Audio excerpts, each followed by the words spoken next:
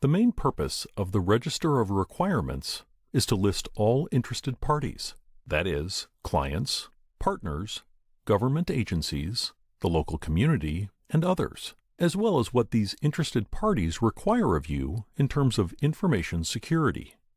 For example, in your SLA, customers might require you to be available within 12 hours of their call, or to encrypt their data with a specific type of encryption, while the government might require you to classify the information according to some regulation.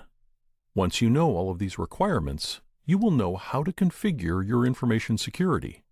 In effect, those requirements will become one of the main inputs when you start writing security policies and procedures. There are two types of requirements: contractual requirements and legal and regulatory requirements. Both types of requirements are added by clicking this button, and then you need to fill in the type of requirement together with all of the other information. For some countries, you will see predefined legal and regulatory requirements, so that you can use those that you think are applicable to your company.